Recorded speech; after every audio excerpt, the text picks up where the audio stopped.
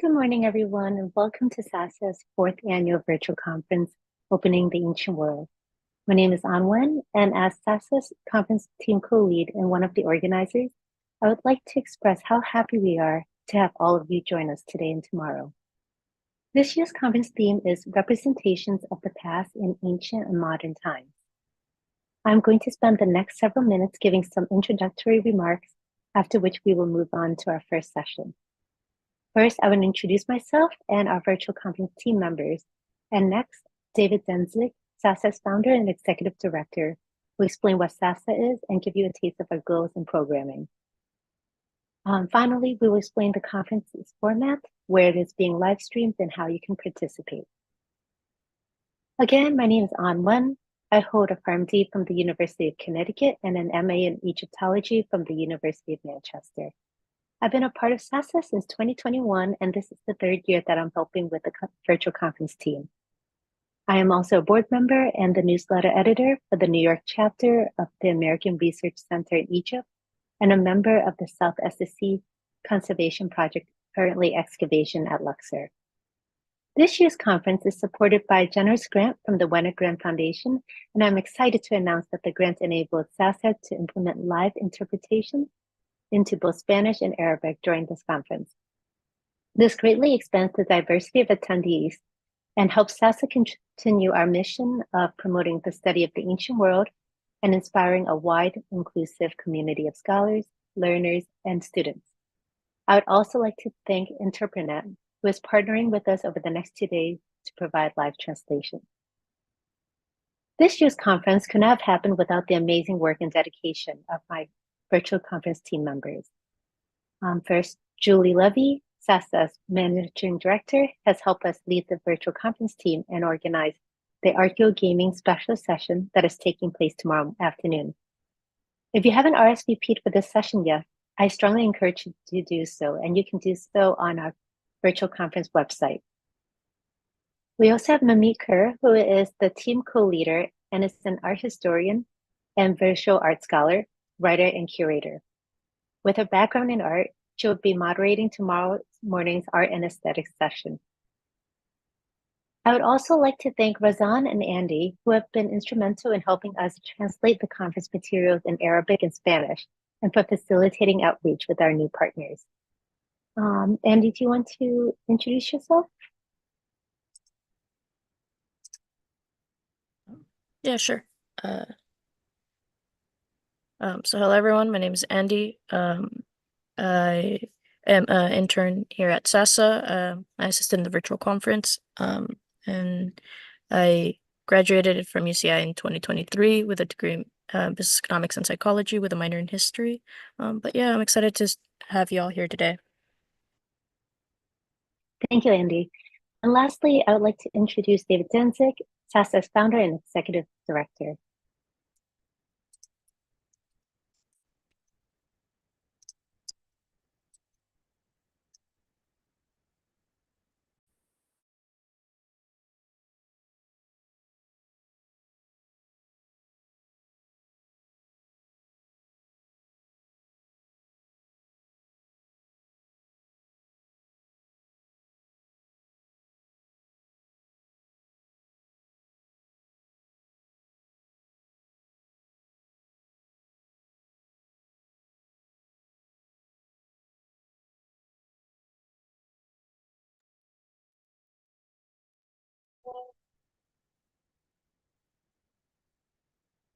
Hello, everyone. Hi, Ann. Thanks for introducing me.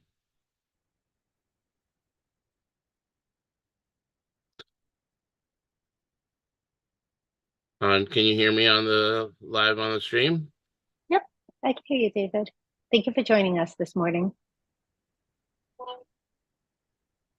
Hello?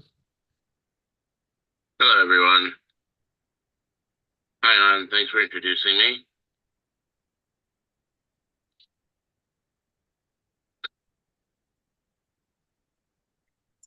Can you hear me on the live on the stream? Yep, I can hear you, David. Thank you for joining us this morning. Hello? Okay. Hello, everyone. Hi, and thanks for introducing me.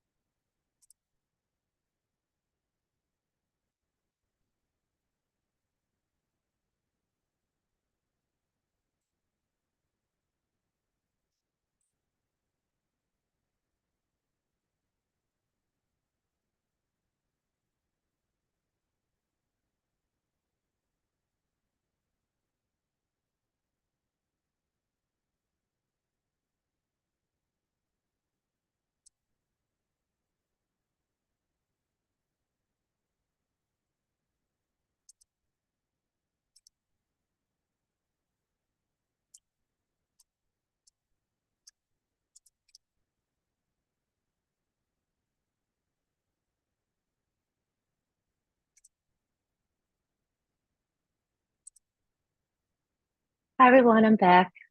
David had a couple of technical difficulties, so I'm going to take over and do part of his introduction for him while we wait. So David has started SASA over 3 years ago, and in that time we've had the wonderful pleasure of benefiting from the time and effort of over 300 volunteers and interns.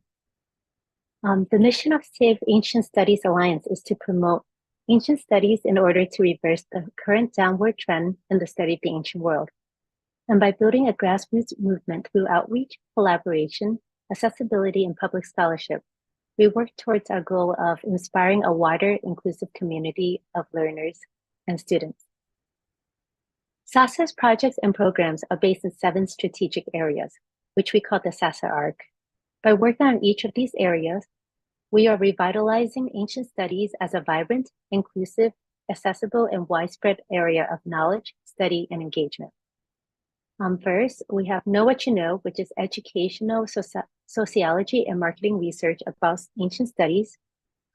Next, raising awareness and generating interest in the ancient world, highlighting the value of ancient studies as our source of knowledge for the ancient world. Third, we're supporting education by supporting formal and informal ancient studies learning at all educational levels. Fourth, we're increasing accessibility by increasing access to ancient studies for all. And we do this by providing a lot of free programs and classes to the members of the public. Fifth, by forming an alliance, we encourage ancient study fields to come together and make public outreach and to grow to our work in addition to teaching and scholarship. This one of the wonderful things about a virtual conference such as this weekend, where we have scholars from different backgrounds and areas of ancient studies come together and contribute their research to a common theme. Sixth, we're re-envisioning post-education scholarship, and by creating a wider inclusive community of ancient studies scholars and students, and we're able to integrate people of all backgrounds. And lastly, advocacy, and we help advocate on behalf of departments and institutions that are experiencing difficulties. Hi, Ann. Thanks for the assistance there. Sorry, my Zoom just crashed, everybody. This is why you have backups. Always a little choppy getting started this conference, but everything's working well now. Thank you all for being here. Over the next 2 days, Interspersed between our wonderful academic presentations, you'll learn about the many projects SASA is working on to attack the problem on each of these 7 fronts. Our Archaeogaming education program was supported this past year by the New Jersey Council for the Humanities and the initiative Humanities for the Public Good of the University of North Carolina. We have completed 6 modules which have been used in middle school programs across the United States and have just received more funding from NGHCH to work on 2 more modules. And actually, I'd like to announce that the National Endowment for the Humanities has just awarded us a grant to support our work in making archaeogaming education modules for the undergraduate level and piloting them in 3 community colleges across the country. Our free online reading groups were supported this summer by a grant for the Gladys Kriebel-Dellness Foundation and feature topics ranging from the Mesopotamians to the Vikings to the Aztecs. Participants come from around the world, and I think there's still a few reading groups running. You can go sign up for them right now. Our Ancient Studies Resources database covers websites with excellent content about ancient cultures and on all continents across the world. It has over 1,400 vetted websites and counting. Our free online events have attracted thousands of participants, and we're working on starting up some new projects, including our mentorship program for high school seniors and college freshmen and sophomores, which we aim to begin this fall. I encourage you to read our 3rd annual report on our website to learn more about the wonderful things SASA has been doing. Now, I'd like to explain a little bit about the SASA virtual conference. This 4th year, we're all happy to have you, and we think it's going to reach an even wider audience than before. The conference is intended for all ancient studies scholars and anyone interested in the ancient world.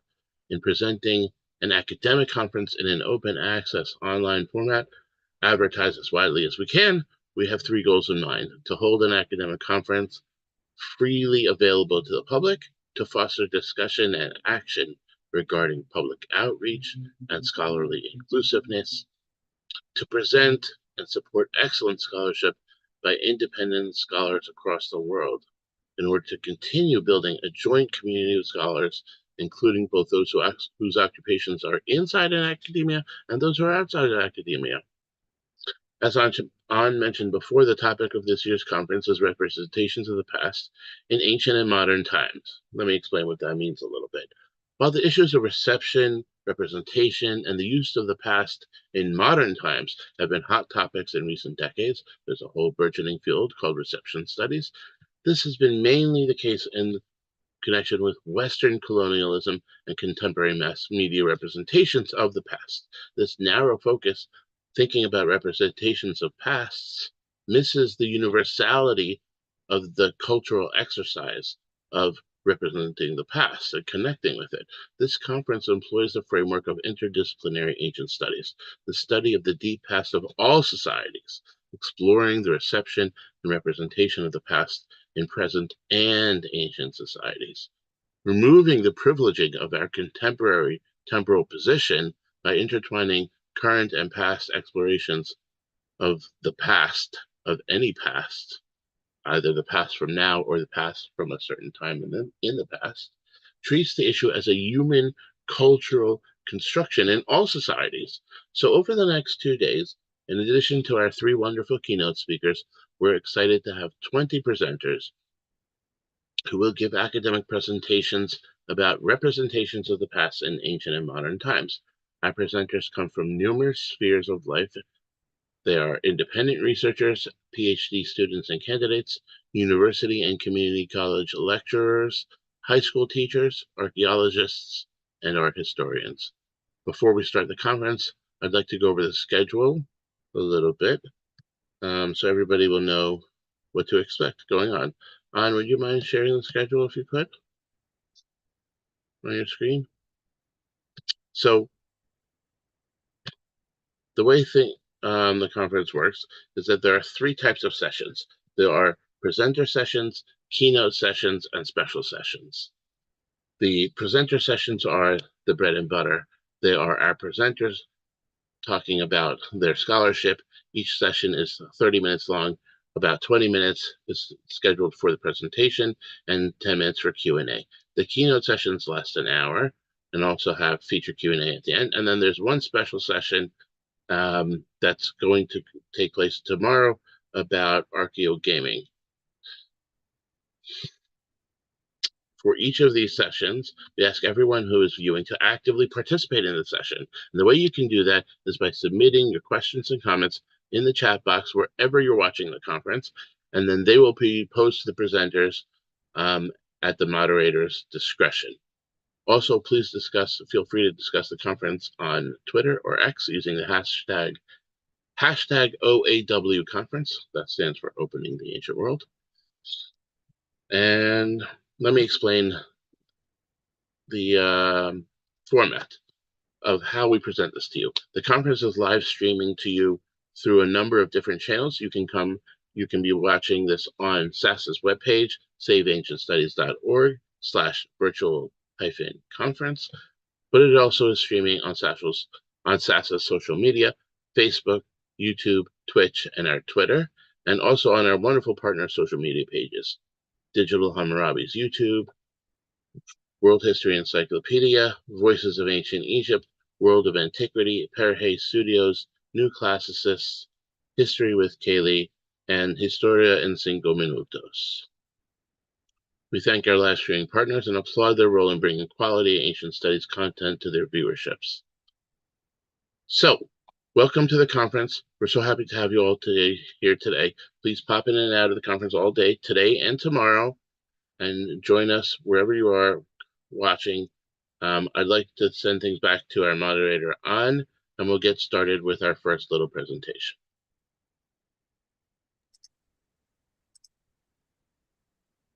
Great, thank you, David. Into screen share again.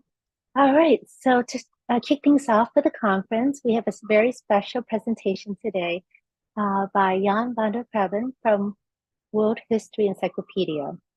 Jan is the founder and CEO of World History Encyclopedia, which is the world's most read history publication. It is run as a non-profit organization with a mission to engage people with cultural heritage and to improve history education worldwide.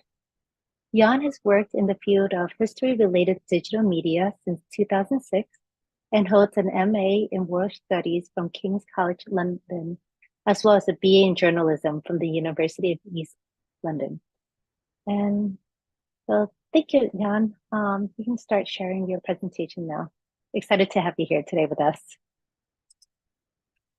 Thank you for having me. It's an honor to be here and to be the first one to present, which is always a little bit daunting. So here we are. So I'm gonna share my screen right now, which I think should be the case, and then start my slideshow. Right, so today I'm going to talk about translating at World History Encyclopedia. As David so kindly mentioned, we are one of the partners of Save Ancient Studies Alliance. We've been partnering, I think, since pretty much the very beginning of the that initiative. So it's a great honor to be here. And today we're going to speak about translation. Now, I think this is partly topical because this is the first time that the Save Ancient Studies conference is translated into Spanish and Arabic. So that's why we thought maybe we can start talking about translation right now. I'm going to keep this rather short because I know everybody's really keen to get the history topics covered, the latest things from Save Ancient Studies. So I don't want to take up too much time, but I'm structuring this quite simply into 3 sections. The first one is an introduction to World History Encyclopedia, so who we are and what we do. I am going to keep that as short as I can because I think some of you may have already seen something like that in previous years of this conference where I have presented. Then I'm going to talk about World History Encyclopedia's translation strategy. And finally, I'm going to talk about how we have embedded the translation strategy into our editorial review process by using technology. So I'm going to just start out a little bit about us. So World History Encyclopedia, as already mentioned so kindly by Anne, we are the most read history publication on the internet, and probably there is. We are run as a non-profit organization that launched in 2009. So this year, next month, actually, we are going to celebrate our 15th anniversary, which we're very excited about. Our mission is to engage people with cultural heritage and to improve history education worldwide.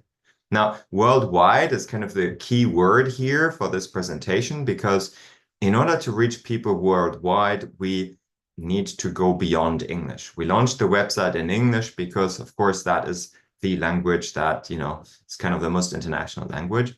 But particularly in education, in school education, if we want to reach people all over the world, we definitely need more than just English, because students in particular are not necessarily at the level of English language speaking that they would want to look up history information for their studies in English, but rather in their own language.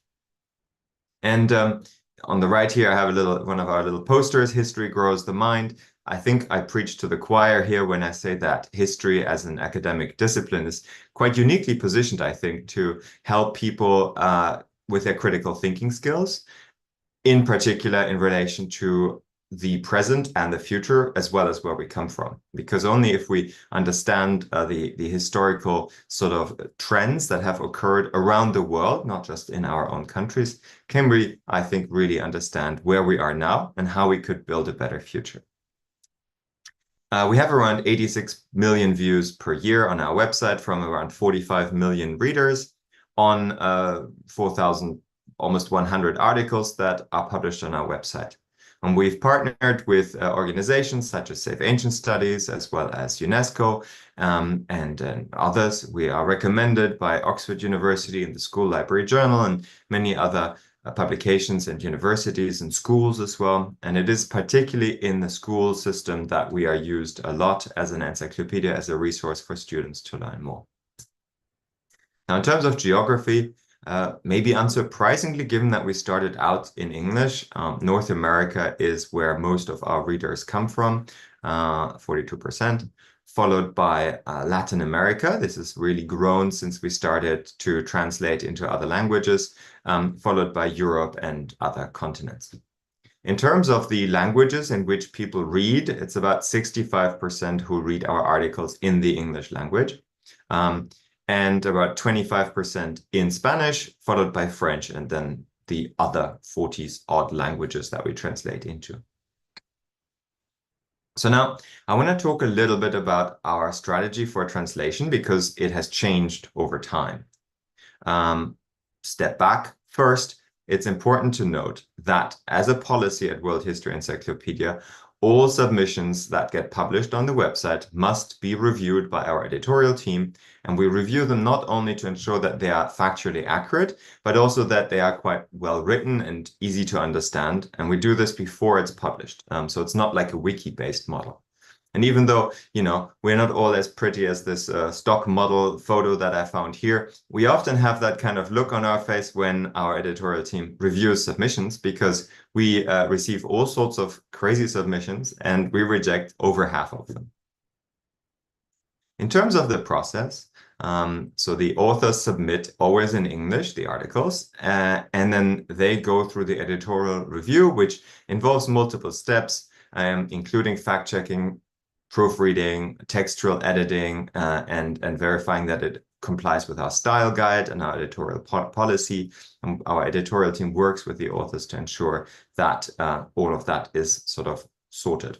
And once it's all finalized in English and published, then our translation team will start looking at it and translating these articles into other languages. And then each translation in each language is also reviewed before the translation is published. Now, we haven't always translated. In fact, we started translating only around 2020, but we first considered translating in 2015. And at that time, we decided against doing it. We thought at the time that translating these thousands of articles into other languages is just going to be very, very expensive. And the other thing that we thought, and we didn't know how to resolve, is we needed editors who could understand all of these languages that we translate into in order to review the submissions of translations before they get published, because, you know, of our policy. And at that time, we couldn't really figure out how to overcome these two sort of problems.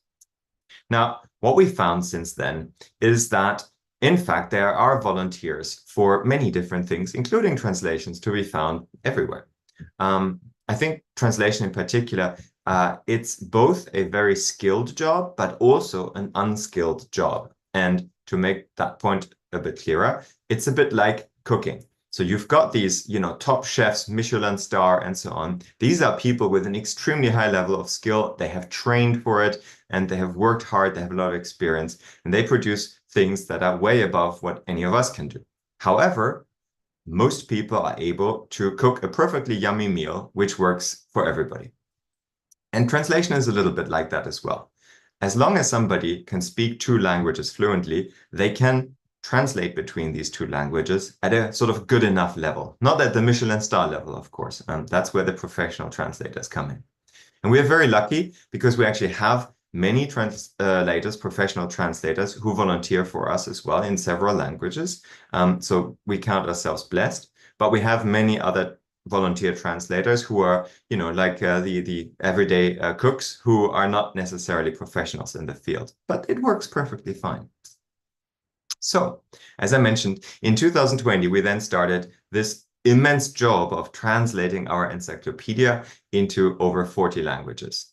Now, the main thing that changed is that not only had we realized that volunteers were available for this, but the other thing is that technology has really moved on. In the last few years, machine translation has improved massively, largely driven by the advent of improved artificial intelligence technology that gets embedded into machine translation services like DeepL, Google Translate, and Amazon Translate. Also, we got better ourselves. Our server technology had improved and our sort of expertise and skill at programming things. So what we ended up doing is building a tool that allowed us to reverse translate translations back into English in order to be able to review them in any language. And let's look how that works. So first of all, we have a team of translation editors who are sort of dedicated to the review process. We have Babette, who heads up that team, as well as our 4 translation editors, 2 for Spanish, 1 for German, and 1 for Italian. And it's really this editorial team that makes it possible to translate the encyclopedia alongside the hundreds of volunteers that we have to translate. So I thank all of them very deeply for doing all this work and making it possible. Now, when a translation is submitted to our website, it first gets sort of reserved by the translator so that we don't have a second translator who wants to translate the same article. That was something we ran into trouble with in the very beginning of the process. So we have this reservation process, and then once they have written the translation, it gets submitted to our editorial team, and it rests in this queue of translations, of which, you know, there's a screenshot of what the queue looked like at the time when I made the presentation. And then once the translators have the editors have reviewed the translation and it's all good, then they will publish it and it will be visible on our website. And in order to do this review, we have this reverse translation tool that I mentioned. And this is a screenshot of one of our translations here. So you can see on the left-hand column, we have the original English article broken down paragraph by paragraph. Yeah, so it splits each paragraph apart. And then on the right-hand side, we have the translation of that article, in this case into Spanish, again, broken down paragraph by paragraph. And in the middle, what we have is the reverse translation from Spanish back to English. Now, we do have Spanish editors, so they don't necessarily need this tool. But for other languages where we do not have an editor who can speak this language fluently, this is the tool that we use to ensure that all the information in the article is represented in the translation in the exact same order, in the same paragraph, you know, making sure that all the information is the same.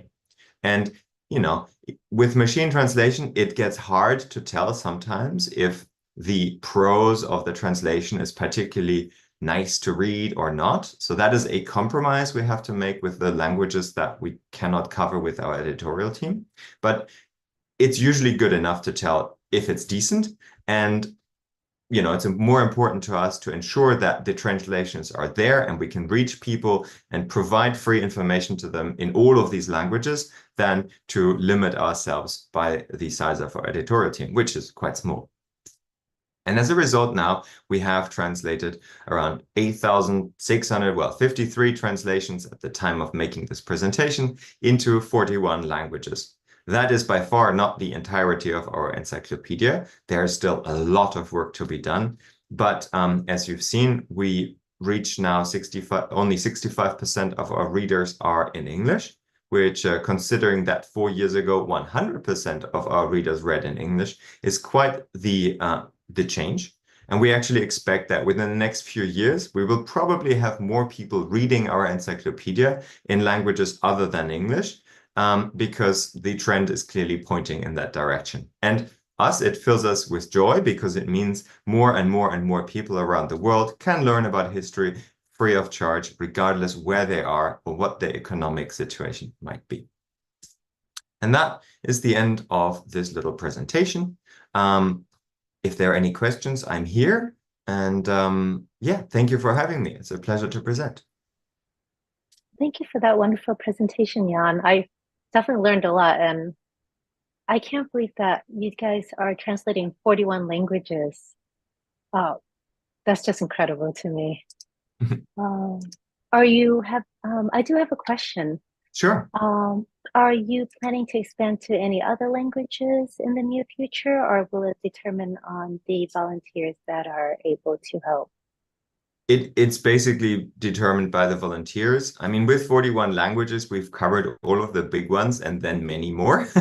But it's basically down to the volunteers. The way it works on our website is that if somebody wants to volunteer to translate an article, they can just click a button that says translate, and then they can choose which language they want to translate into, and then it goes into the queue. And if it gets published, it might add another language. I think the most recent language we added was, oh, sorry, I forgot now. It was not Afrikaans, but something like that. So, sometimes a new language pops up with like one translation. So it's really down to the volunteers.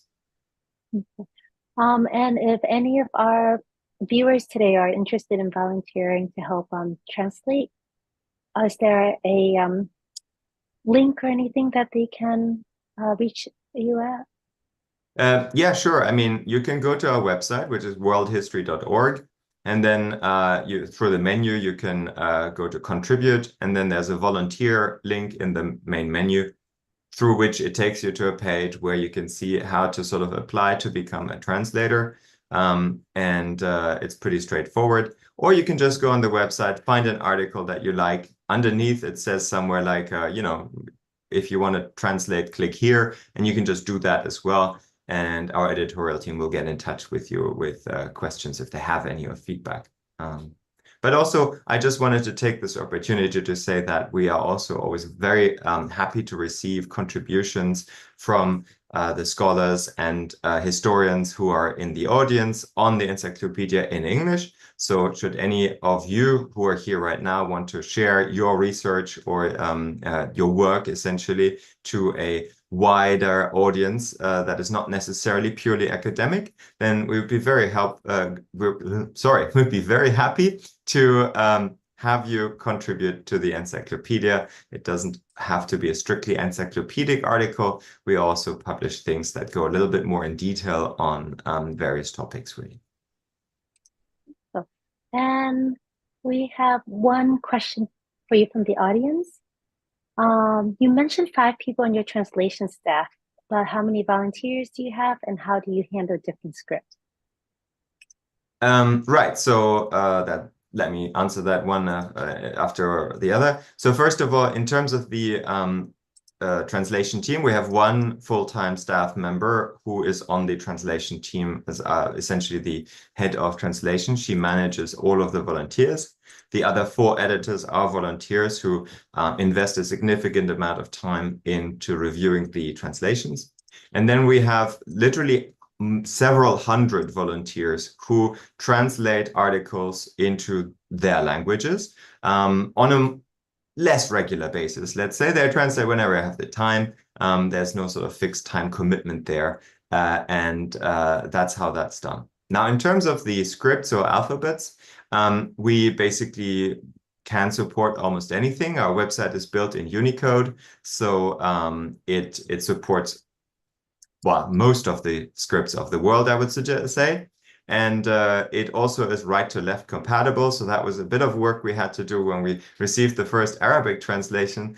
And we made it so that basically our entire website, if the article is in Arabic, for example, the entire website goes right to left. So it's flipped, basically.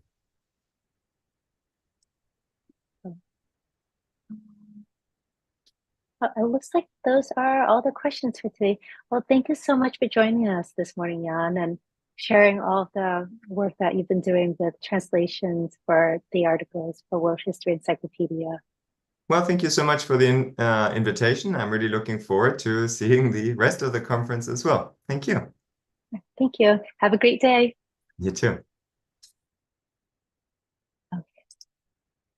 All right. Well, now we're gonna, let me just share my screen. All right, and now we're going to move on to our first keynote talk of the conference by Dr. Laura Castro-Rojo. Dr. Rojo is an art historian who holds a PhD in mythology, literature, and arts of the Persianate from the University of St. Andrews, Scotland.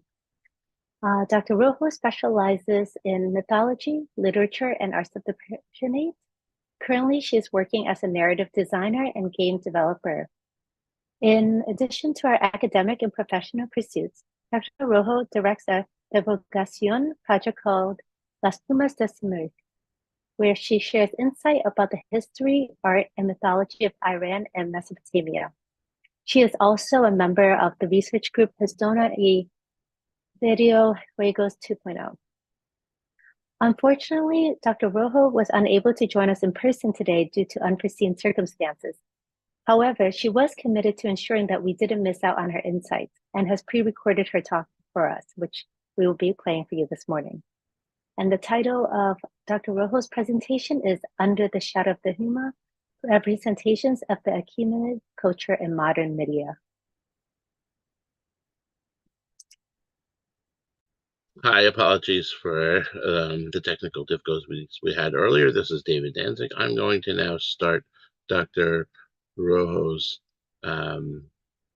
keynote talk. We apologize that we had to first dub it over into English in order to allow our live interpreters then to interpret into Spanish and Arabic. So let me get started right now. Hello, everyone. Salam, everyone. How are you doing? I'm Dr. Laura Casarroyo. Let me screen share.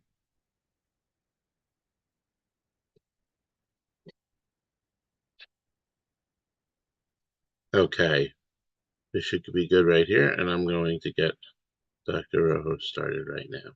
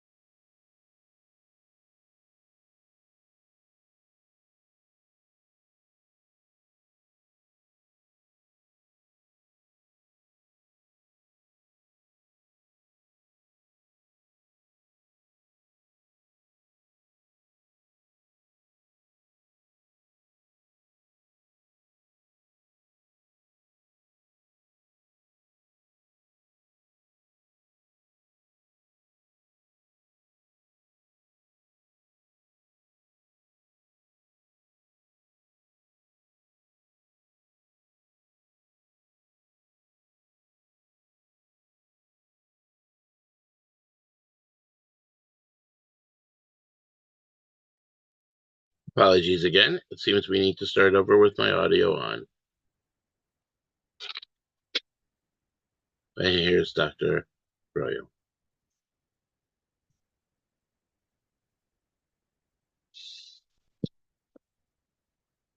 How are you doing? I'm Dr. Laura Casarroyo, also known as Plumas, in this world of Internet of Things. It's a huge pleasure to be here collaborating with SASA and being one of the speakers at this event that I found so fun and so interesting at the same time. I would love to begin by thanking the organization for them contacting me and offering me to be one of the speakers, because they showed a big interest in my job, which I'm greatly appreciative for. And it also allows me to do two things that I really love. One of them is talk. I love to talk. And the second one is talk about things that I'm passionate about: history, art, and video games. And also, I am very excited to be joined by so many amazing colleagues, professionals, and friends. So thank you very much to the rest of the participants, to all of you who are listening to me, and the rest of the speakers who will be in this conference. Gondor asked for help. Rohan absolutely responded. So we will do a small introduction about what we're going to look at the next minutes. I'm not going to commit to a number of minutes, because every time I say we're going to talk about for about 45 or 50 minutes, I always go over. So we're going to talk about this topic. Let's Ahura Mazda and their desadas decide how long. But this is going to be very interesting because it talks about us as a society, as consumers of video games, as consumers of history and history of art, as a public with a product. As first representation that I have here surrounding me, we're going to be speaking about how the ecumenic culture was portrayed in modern media. Not only are we going to speak about video games, why only stop at video games when there are so many things? We're going to be discussing comics, films, video games, of course. And we are going to discuss not only ecumenics as such, but also the ecumenic dynasty. This discourse won't be so much focused to historical precision or accuracy with which these products were developed. Why stick to a truthful or real discourse? We're going to be speaking about what does a product need to have to be considered ecumenic, the modern aesthetic to refer to an ecumenic culture, and how many intrinsical messages are there, good or bad, or portrayed with this awful thing called Orientalism. When I do my lives, many times people who are watching me count how many times I mention Orientalism. And every time I say the word, I have to drink a sip of my tea. Since I've already said it many times, let me take a few sips. If you want to do that alongside me back at home, please do so. We are also going to be focusing on the most known Iron cities. Any excuse is a good excuse to talk about the Achaemenids. And in general, we will begin by mentioning that the ancient world is wildly popular. Not only the Achaemenids, but the ancient world is quite popular. It's a historical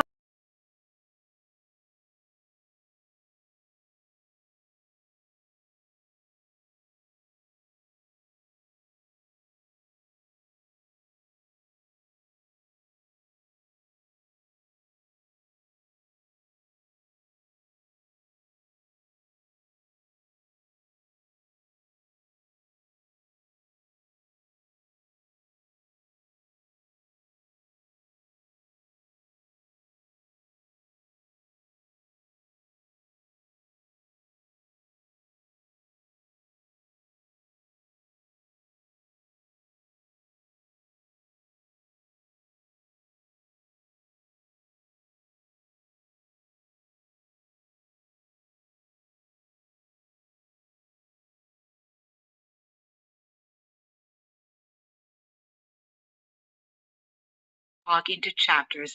The first chapter, who are the Achaemenids? Who are the Achaemenids? Because perhaps many of you don't know them. Achaemenids were a dynasty that ruled what we know as Bozorg, the big Iran community or region, the plains of Iran. And we're going to say that this is in the 6th century of the Common Era. We're not here to dwell into controversy, but this is known as the founder of the Achaemenid dynasty, Tero II the Great. It's quite discussed whether this is very much Achaemenids or very little Achaemenids, but we have no doubt with Darayapush first Dario first, who is the founder of the dynasty.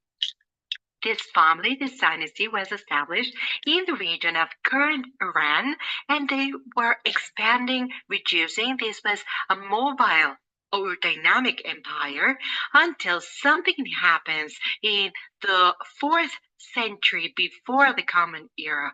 And this is someone that I'm not really fond of, but I'm always mentioning, Alexander the Great, Iskandar, as he is known in Persian.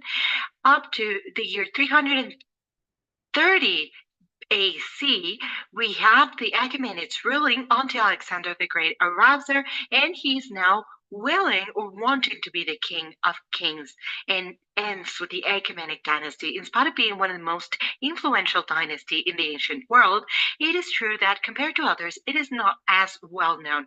There's still a lot to study and still a lot to learn of the archaeological excavations, the historical and artistic remains that we still preserve, and perhaps some of the people that you know from this dynasty is Khrushchev-Dork, Cyril First the Great, Darayapush first, Dario for the first, Xerxes, very well known, Xerxes the First, Artaxerxes, names like this one, Cambyses, Bardius, and you're already set into this very good historical drama.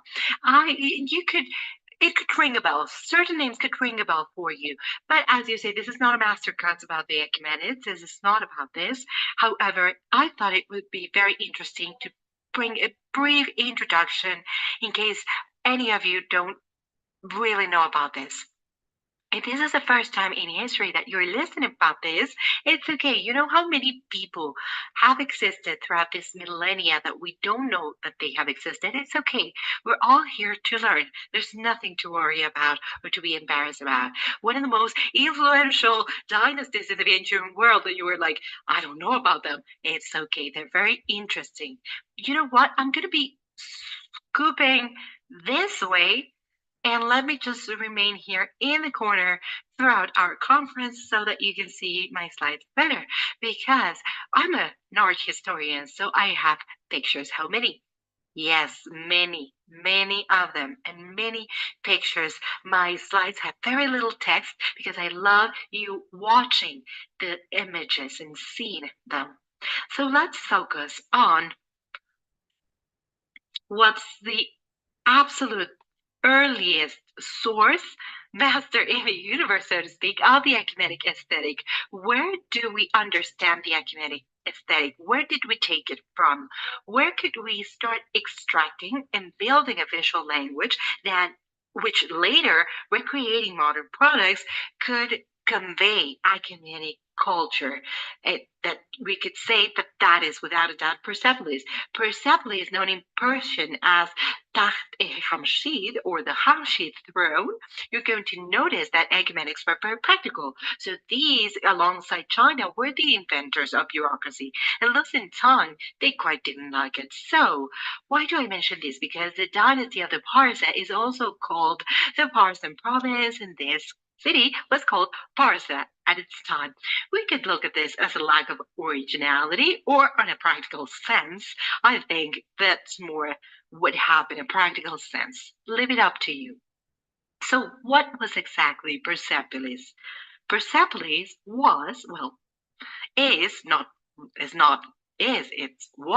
was the ceremonial capital of the Achaemenid Empire and dynasty. It's located in the modern province of Fars in the southeastern region of Iran. I took this picture because it's lovely. I love it. And let's set a map. This is a few pictures of Iran currently, and a big map with a lovely arrow pointing where Persepolis is so that you can locate the region a bit.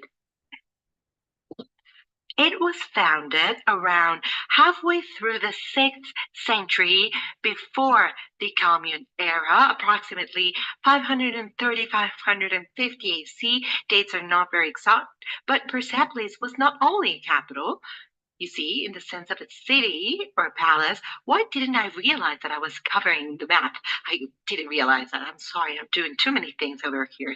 So Persepolis was not only a capital city, or was just one city or one palace. It was a whole set of palace territory. It was a huge territory. Compared to others, it was small, but it was completely independent. We have palaces, treasury departments, throne rooms, party rooms, kitchens, administration, management, offices. You found everything here in the city. And it was so important because capitals in the Achaemenid Empire, there were plenty. Pasargada over here, a bit up there, we can see Ecbatana as well, and Shusha, a bit near, you can see it right there next to the V, the 8th, which were the provinces of the Achaemenid Empire, but the capital was Persepolis. However, the Achaemenid Empire had plenty of capitals. They were switching. However, Persepolis was always the ceremonial and spiritual capital. We might say the one that contained the imperial message, the best, better than any other city. Emperor of the city, Darius I, Darius first, who had a very clear message. Together we are stronger. And actually it was that unity through the diversity, which is represented all throughout their art. You can see a few images here. I'm going to disappear for a bit. I'm already invisible so that you can see the pictures. The most important thing for Persepolis is that the place we could extract the most content, visual content, is there. We can use this visual content to recreate something that we might consider Achaemenid. What do I mean by this? Persepolis was going to be the reference in capital letters of all of the products that we will see. Is that the only one? No, we have other archaeological sites that I've mentioned. The problem is that they're not as preserved or as well preserved and have been shattered as, for example, the palace complexes of Susa, Ecbatana city, and also think about objects that are found in museums. But we might say that Persepolis is the main focus of a visual reference that creators would look for, the ones that they were trying to develop something, reminding us of an Achaemenid reminiscence. If you are interested in this, you can ask, but how true is this? How true is this in the recreations? Do we have something similar? Well, fortunately for all of us, now we do have that. The Getty Museum has organized, or a while, organized not long ago, 2 years ago, a virtual reconstruction of Persepolis called Persepolis Reimagined. And it is fabulous because it has a lot of material so that you, and this is totally free by the way, you can enter into Persepolis Reimagined via your websites and you can enter this amazing exhibit and you can see all of the recreation, which is very good quality. There's an amazing job behind all of this, which I think for the dissemination of the culture, this is wonderful because we can compare how what we have been sold as Achaemenid is really similar or not to what happened in reality. So this is a site that I visit constantly in my own lives because I believe it to be amazingly useful for many purposes. And you can see a comparison of the original pictures. This is the gate. He's built this original gate, one of my favorite characters. This is what happens when you study history of art. You end up having favorite kings, favorite deities, and of course, your worst enemies characters. So here we have these bulls, which are the bulls from the front part of the Gate of the Nations, and in the Getty reconstruction, you see how they would have looked like. And this is a polychrome design. Perhaps you've heard about this plenty, because I'm sure that you know the ancient world very well, but we can repeat it if I haven't mentioned it. Ancient world is light in color. They love color, the shiniest, the brightest colors. And they also use Getty. And if you click in this little rosette at the center of Getty, and if you click in this little rosette at the center, it can show you the bigger picture. And of course, this is joined by historical texts that could explain a bit about what you're looking at and why does it look this way. And Getty doesn't pay me to advertise this, but this is very well done. This is incredibly beneficiary that we have it. Those of us who dedicate or work with Iranian culture to see how it was truly the case. You can see this red column painted with red, but this was like a red. I mean, this is not just like a crimson layer or thin layer. This is a bright red that really pops to the eye. You can see balls painted in blue, and all of the texture had a polychrome surface, all of them, which was really important. And actually, archaeological missions that are currently working at Persepolis, for example, the one called Sapienza di Roma, I think that it's from the Rome University. They're working on this, finding pigment in these statues. These means in the texture. So these means that there's archaeological evidence that this was painted in very bright colors, and this is the organization to safekeep ancient world. Let's safekeep an ancient world filled with color, because this sand and beige like ancient world is not really favorable. And plus, if we're dealing with things like Orientalism and other currents, then we're in a pickle. So let's begin with the first product of representations of ecumenic aesthetic, and let's do this with an Iranian comic. Takhte Yubidan. Takhte Yubidan means the eternal throne, the immortal throne. And this story is focused in this kind gentleman you can see in the cover of the comic. That is no other than Alexander the Great, that scandal. And after conquering Persepolis, well, let me give you maybe other kinds of facts, because I'm getting excited. I look at him and I'm nervous. I cannot avoid it. But let me tell you, Takhte Yubidan is a comic of the Iranian study, Yurak study, which was published in 2020, and tells the story of Iskandar, Alexander the Great, after the destruction of Persepolis, because the state was brought to dust or reduced to dust, and it was his obsession to find the source of eternal youth, the source of eternal life. And this was something very interesting, because it makes two narrative lines. This obsession of Alexander the Great not to die.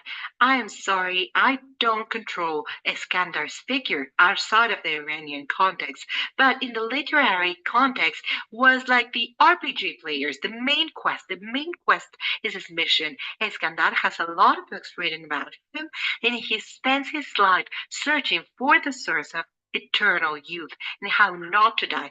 The comic, and it sounds a bit stupid, this issue or this idea, how not to die, but that's what he does. And actually, comic is very interesting because it greatly supports its narrative in the oniric dimension, the world of dreams, the nightmares that Iskander has after having ravished Persepolis. And it does an exploration about how his tortured mind may be able to find a solution, supposedly the source of eternal youth. And what really catches our attention is this mixture narrative supports its basis in the world of dreams, in this obsession and blame of Alexander the Great for having destroyed Persepolis. And what really gets just our attention, for example, is the election of aesthetic.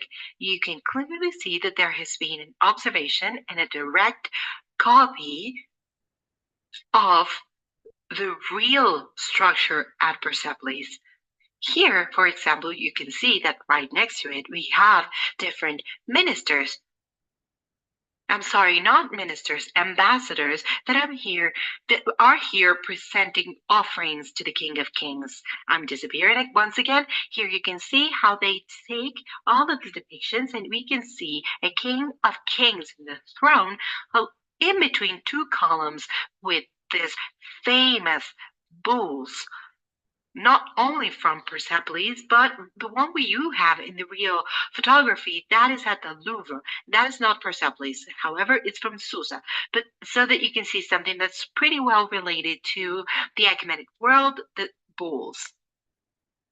If we go back for a bit, just a bit, not way back, here, we can see how the comic's cover is already providing so many details about the narrative line. And of course, none of this is innocent. All of these products want to send a message. Persepolis is completely destroyed, and the element of ruin is very important. The role of ruin, always surrounded Iskander, is fundamental. That's the main focus of the narrative. Ruin, this ruinous state of the city, can be due to two reasons: that they're literally copying. Here you can see that with this door. It happens. It's like that. Even the parts that are missing in the upper right corner, for example, there's a small piece that's missing from there.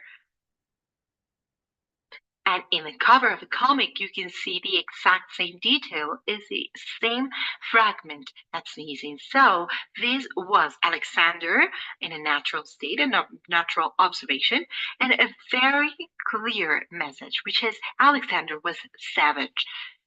Alexander was, well, in the Iranian literary world, there are only two approaches to what Iskander did. One of these approaches was that he was a hero, the same size or level than other heroes which appear in the epic literature. For example, Feridun, the King of Kings in the Book of Kings, Gashob, he's an hero as well of the Zoroastrianism tradition. They're people who place Alexander at the same level, relevant, and other people who don't. There are people who think that Alexander could have just stayed home, just keeping a package of matches before releasing it in Persepolis. But the destruction of Persepolis was not only a destruction, it was a fire. This is a stone that burns really easily. And this kind of stone still have several marks of this fire. And if you anytime have the chance to visit Persepolis, you can see the limestone that really makes up the context and the territory. You can see these white lines that stretch all throughout the limestone there. And this is quite evident, or it's a very strong archaeological evidence of what happened there. And as you can see, this comic references to Persepolis are based on archaeological studies and sites. And with this, what I mean is that by being Iranian artists, that they have more access to archaeological remains at Persepolis, because all of these pictures I've taken it from the internet, and there's very good quality pictures from it. And I think archaeologists wanted to emphasize the archaeological ruins of Takht Mashid, and it is possible to an easier visual connection with the audience. Horak Studios know that the people who will be reading the comic are Iranian, and it is more simple to connect with images that they've already set in their cultural, imaginary, or unconscious, such as the bulls over there, or, for example, the representatives of different embassies bringing offerings to the king. As I said, this could be considered historicist content more than historical content, because it is a fiction story showing us the dreams of Iskander. But I think that it was very interesting to go to the original source and copy it. And I'm saying copying it not as something negative. That's not negative. Copying an archaeological site that you want to portray as accurately as possible, because it contributes to the narrative that you're using, presenting a completely basically devastated Persepolis under the hands of someone who has a doubtful reputation, so to speak, in the Iranian world. We won't be giving out notes. This is not a casting. This is not a contest. I do not wish to mention that something was good, was bad, but it's true that there's a message. How can I explain this without listening too strambotic? All of the narrative has a message behind it. There is no innocent narrative. What this comic wants to do is to condemn the figure of Eskandar. It's not good or bad. It wants to set a particular idea for the audience so that the audience looks at him from their perspective. Why do I mention this? Because narrative is not innocent and all products respond to a message. We have talked about that Yavidan, and we are going to be talking about the products that I love talking about. Not necessarily because this is something good, but ladies, gentlemen, and other creatures of the night with you, Assassin's Creed Odyssey. I want to disclaim something. I'm not going to be discussing game mechanics, not talking about anything other than aesthetic and narrative, because I'm a personal big fan of the Assassin's Creed saga, although from the previous versions, I am the greater fan of the first version that's based in Delamotte's novel, and the original I love. However, unfortunately, Assassin's Creed Odyssey has a very big problem. That is that Assassin's Creed Odyssey is very Orientalist. So much. Oh, so much. It has a representation of the Ecumenics, which aesthetically, we could say there was research done. There was a lot of research. For example, we have the images of the capitals right there, which are really well revealed using different archaeological references, which are real. And we have none other than the immortals of the Palace of Susa. These are the immortals. Don't worry, we'll be discussing other immortals. Because, yeah, how can we not mention these other immortals? I was so excited to do this presentation. So we can see them portrayed or copied as they were. As you can see in the images up here, one of the buildings that show up in this game. And let's see, we're not going to be exactly discussing Assassin's Creed Odyssey. However, we're going to be discussing their DLC, their downloadable content, which is more than questionable in their representation of the Achaemenid dynasty, at least the way that the Achaemenids are portrayed in the narrative. I'm going to show you another image I really love because I'm in the middle. Disappear, Plumas. As you can see, these are two representations of a special Shurhi's guard.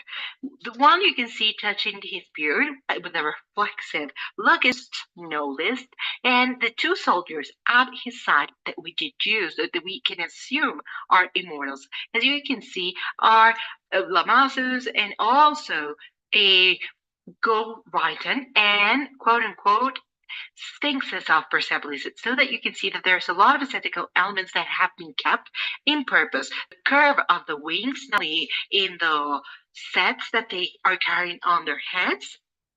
As you can see, Lamasu had the exact same cover decoration on their heads that you can see depicted on their heads that you can see depicted or portrayed in the walls of Persepolis. And there's a deal that's quite interesting about copying the way that the beard of the immortal that we can see, the one that's furthest back, is as such the small a lot of references. They could be decoration for the head that Hermes could have used. This could be However, there's a big problem, and this is the issue of the I insist that they're not paying me to do. Ubisoft is not paying this set portraying the universe of the Iranians of the Achaemenid dynasty. We've seen the clothes, we've seen the architecture, we've seen the decor, and there has been a big emphasis, a detail archaeological originals to portray it in the game. Actually, Assassin's Creed 3, but Assassin's Creed in general, they pride themselves on having technologies that help them develop their products. That's great so far. But however, what happens, it might seem that all the effort went to the artists, because when we go to the narrative plane, like we're very well portrayed, very well portrayed, not so much. And this is one of the thinking. On another one, let's say 300. You can tell me plumas, feathers, 300 is worse. 300 is not worse. 300 has a very clear intention. 300 never, ever wanted or had the intention of being historical. 300 is many things. Historical is not one of them. It's said by Zack Snyder himself. What happens? Assassin's Creed, one of its sales and marketing arguments or feature of historical accuracy. It cared to the attention while portraying historical processes. Of course, all of these within a framework of it being a game. We have to, like a command culture, don't play this representation, which because it is terrible and it really hurts me in a personal. The worst part was Hermes. Why was that? Was not as important. It might have seemed that way. The thing is, how can I say this without me just seeming very... Persians turn around and they say, okay, let's let them be. Hellenics, for example, Spartans, Athenians, Stevenus, all of that, those towns started getting attacked.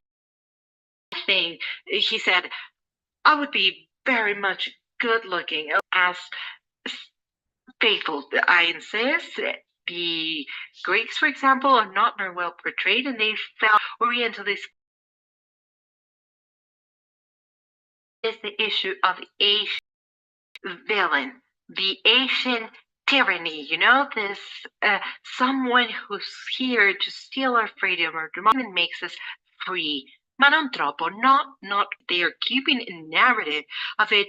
This is the enemy. And very coherent. If you're playing from the perspective of the Unites, you're playing from the perspective of the Hellenians, and the Iranians are their enemies, of course. How to visually compensate an archaeological construction that was so well done, so much effort, so much creativity. Because, for example, for me, uniforms of immortals, they're not that way. Actually, I'm going to show you a picture. We never can have enough immortals. Here you can see them, but it is well done. They're very well portrayed with their masks. It has the idea, it gives out an idea of the Punisher. However, on a narrative level, they're not really reflecting. Assassin's Creed mentions that it's historical. It's not really historical. However, Assassin's Creed is like Age of Empires, many other products. The first thing that we see when we buy product, for example, Age of Empires, and to a lot of people in history and art history, we said, it was about time, okay? That just trickle down the collective imaginary, and they stay there as important, that we take care of the way that we portray other cultures, which have had a lot of different approaches, a lot of different stories to them, to separate, for example, the and the East. The Thermopolis West, what we say in West and East is that it didn't exist because it really hurts us to have that division. And as once the Achaemenids went back home, the Hellenics started